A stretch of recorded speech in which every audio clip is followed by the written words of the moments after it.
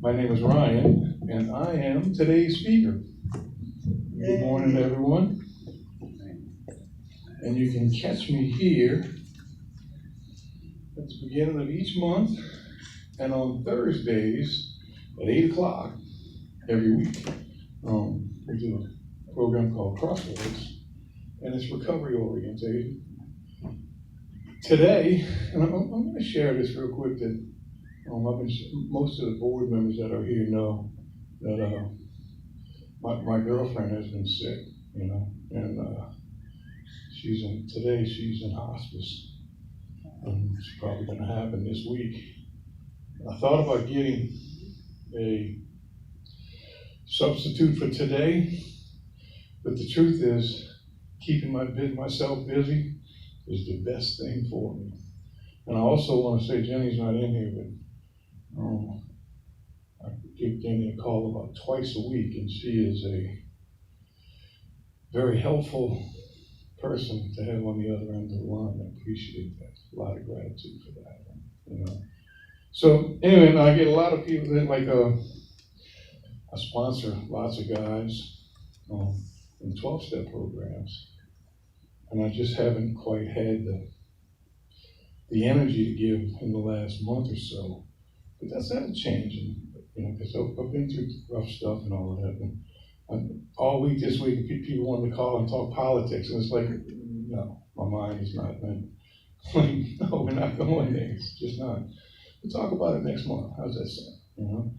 And it's good and everything that everybody's interested in discussing. But anyway, we're going to talk about something, and it's going to be an evolutionary talk. All right. And what I mean is, we're going to start somewhere. This powerless is the beginning of a recovery situation. Okay. In 12-step programs, the first step says that we are powerless over. I think I got. Let me just go in order here so I don't get too far out. Regular dictionary stuff, I always do a regular definition of powerlessness. And I want everybody to understand that we're not going to stay on powerless. At the end, we're going to change over to more of a unity kind of ideology. So just hang on. Powerlessness, this is real simple, real easy. Lack of ability, influence, or power. Okay, fine, And this is what I was just saying. We admitted this is recovery, right? Step one, when you're first coming into this thing, and this even counts for everything, and I'm going to say it in just a second. We admitted that we were powerless over. Notice I didn't put anything in there because it could be anything. I'm powerless over what's happening in my life, right this second. I'm powerless over, and you can put any of the addictions in there, any of them. On Thursday nights, we're usually discussing something like relational things. So I am usually powerless over, and I talk about that in some of the things that we note singularly. But usually we are powerless over somebody else, which is not good news. If you're coming from a dysfunctional family, we think we can control people. And like I always say, if you want to look at the grand scale of the dysfunctional family, just turn on television. It's there, and everybody thinks that they can control something. We get into all kind of ideologies of what's good and what's not, what's enabling, what might sound good for the moment, but really is making it worse in the end. That's all powerlessness. So we can do a couple of obvious things that are powerless. I don't know if y'all can see that or not. That's the police pulling behind you, right? That's some real powerless stuff. And if you are, like I was for half of my life, an addict, the things in my ashtray that I didn't want the policeman to see, that's not a good sign. And I can tell you, there's only a few people that understand and know just how difficult, frustrating, scary it is to have you being pulled over on the highway, and there's a policeman behind you, and all of a sudden you see two more policemen pull in behind them and behind them. And you see all that, it's like, ooh, there's a word that you like to say, oh, something, but we're not going to say it here because we're being recorded. But that is some scary stuff. That's some real powerlessness, you know? And it's something that I think we've all experienced. And I'm going to do just a couple of these. All right, here's a good one. Get one of these envelopes from the aisle. That's a good one, you know. And you don't know how many times I've gotten, and this is over 20, 30 years now, when our governments will send you a little check. I've gotten one from Obama, I've gotten one from Bush Senior, and and it's an IRS envelope. And it's like, oh shoot, and you open it up as a check. Oh, we'll take that, you know. So you know, and it's kind of like, thank you, Obama. You know, it's like, and it's like $600 or something. It's not a whole lot, but you go from oh my, to like from the bottom to the top. You see what I'm getting at? I think you got my point. But this, on both of those occasions, I'm still pretty powerless over any of that, right? And this is one of the more important ones. We all remember this one. That is, I know it's tough to see on the screen, but that's the actual picture from Channel 8, I guess, from Hurricane Katrina, right?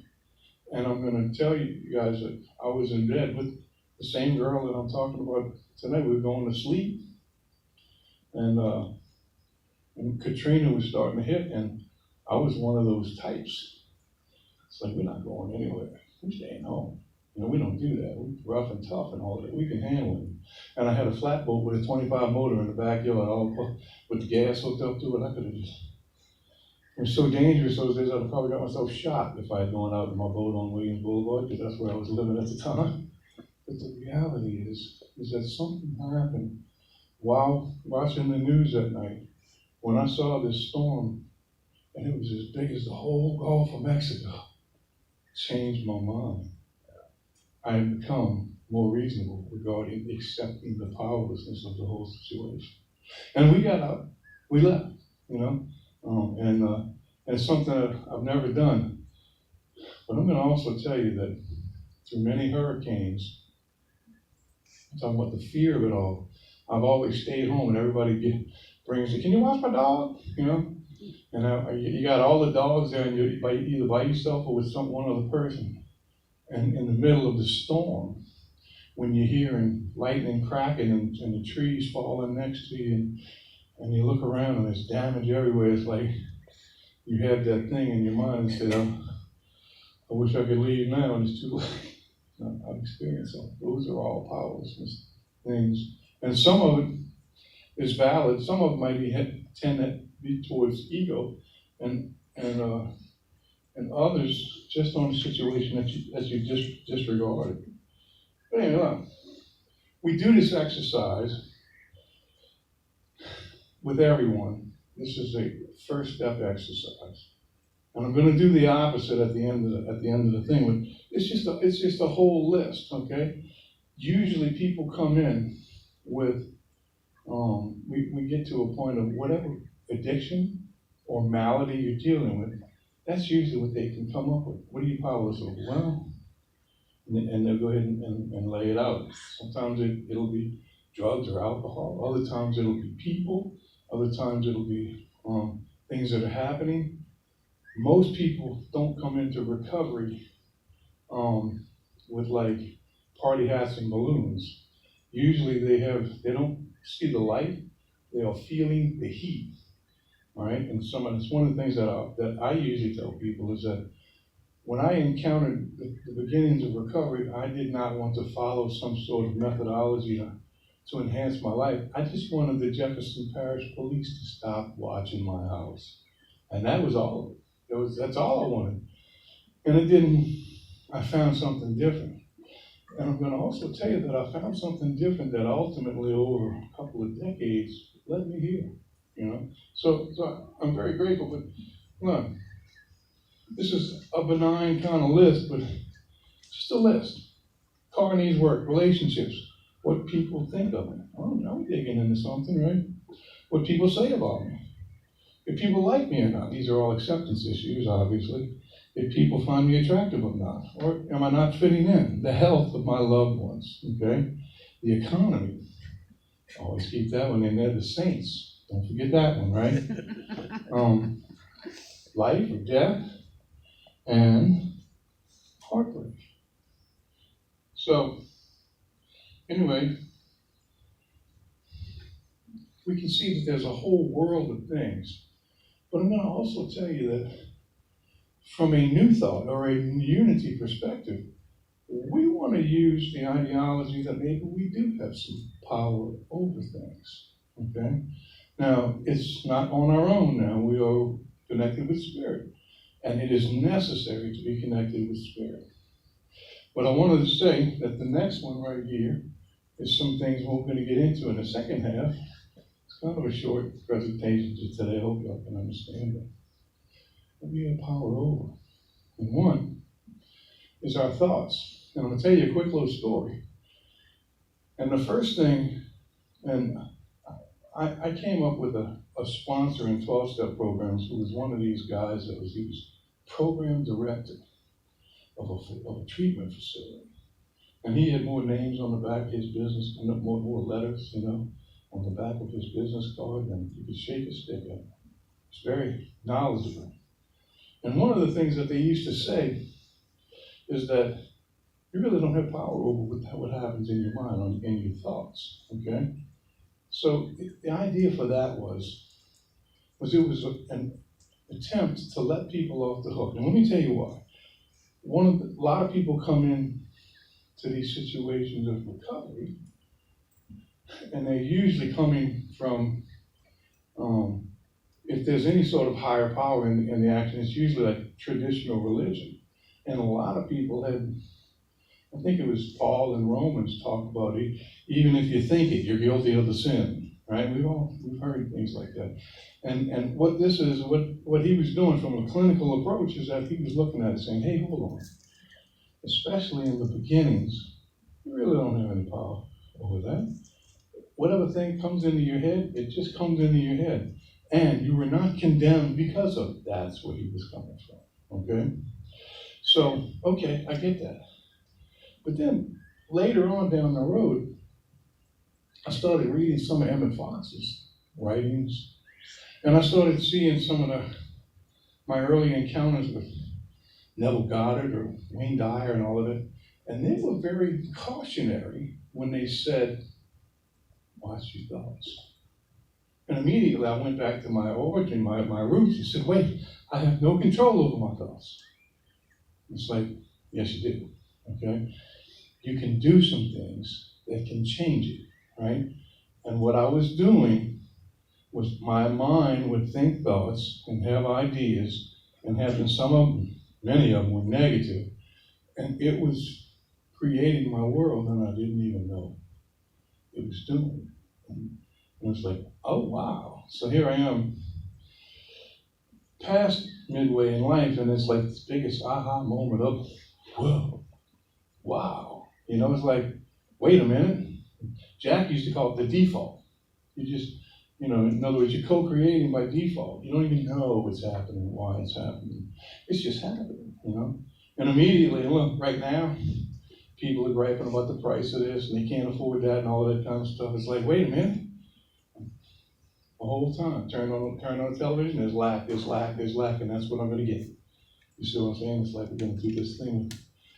Can't afford anything. Well, I can tell you that there are some things that we can do to undo that. I'm not talking about what's happening out there, what's happening in here and connecting it to here. Head, heart, okay? We all say it's possible, okay? If you would like to delve more into the ideology of prosperity, it's available to us. May not be available to everybody because their teachings are different, but it is here. And that's pretty much where I'm trying to get to, that we're only worried about right here because this is the only place we are today, So all of a sudden, the beginnings of recovery, powerlessness, now we're starting to say, well, wait a minute, there is power, and we have power over. So in both cases, which is correct, And the truth is that they both are, depending on which one we feed. Now, there's something about the powerlessness of it all that is necessary because of the strength of any sort of dysfunction or abuse that we've experienced that is holding us hostage within ourselves. Okay, and so this this idea of powerlessness many times is necessary to break through to the other side. It's strong, and I still have people that I work with that they are denial systems that are just like, you're trying to break through for 5 years and 10 years, and you feel like you've gotten some leeway going and some progress, and all of a sudden 10 years later they're talking just like they did when they walked in the door, and it's like, it's frustrating, and that is because denial, the systems are so strong and they are ingrained, and at least for myself, it has not gone away. I have to feed them. In other words, I am a diligent follower of Louise Hay, okay? Not because I love her, and I do. She's not on earth anymore, but the things and with the affirmations that she's come across and all the lessons that I've heard, I have to insert that in there myself, and then it makes it possible. You see what I'm saying? I haven't gotten to the point to where it's just the first nature of me now. I'm still working on it. Maybe we're going to get to that point at some level, okay? Maybe I'm going to get to the point where all the things that I've been working on for 25 years now, we're going to get to it, we're going to achieve. And what I really think is when I get to the end of it all, to where I have conquered it, I think I'm just going to drop dead and die right there. So you don't know the amount of stuff that I've had to work through over time. And it's like, sometimes it just feels like it's never going to end. And that's what I'm getting for. I'm not ready to drop dead, don't get me wrong.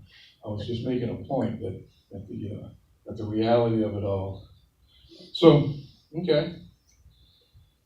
A couple of things that we have that are important stuff. My ability to be present, okay? I have power over that. And check this one out. This one covers almost everything. How you view yourself. You see him coming across? Physical, mental, emotional, spiritual. That pretty much covers it, doesn't it? That's all of them. That's all the different aspects or whatever. The whole stool, the four-legged stool is what we're saying. So I got a few of these. Another little list. And this is some positive stuff. And this is where I teach from and sponsor from all the time now. But I go through it really quick, okay? Just listen, all right? This is the stuff I have power over. These are the things that I would like to be part of and be passing on to someone else in a sponsorship or a teaching situation at all times, okay? All right? How many times did you smile today? How much effort do you exert with work or play? And this is a good one. Your level of honesty, how well you prepare mentally or physically, right? How you act on your feelings, how often you say thank you. And don't forget the part of with the contagious stuff, like a smile or letting somebody in traffic, right? And whether or not you give someone the benefit of the doubt, how you interpret situations, is it negative or positive? Whether or not you compete with people, this is a big one that I have. How often you notice and appreciate small acts of kindness, whether you listen or wait to talk, this is an important one also, right? Whether you try new things, how nice you are to yourself in your head, and then how long you dwell on negative thoughts, and this is something that we've been talking about, and whether you eat healthy or unhealthy, how much time you spend worrying, how hard you try to convince people that you're right. You'll hear that one, right? And then do you ask for help? And this is basic stuff, all right? So Anyway, this is the opposite. We start off in a powerless situation, and then we follow up, and we actually do have some power over all this if we really step forward to happen. If we allow it to happen, if we use God as source or whatever you want to say, if we use that situation, that actually works. So anyway, I see people arriving, so we're going to go ahead and just finish off and say thank you for everyone for showing up. And that is it for me. Thank you. Thank you, Ryan.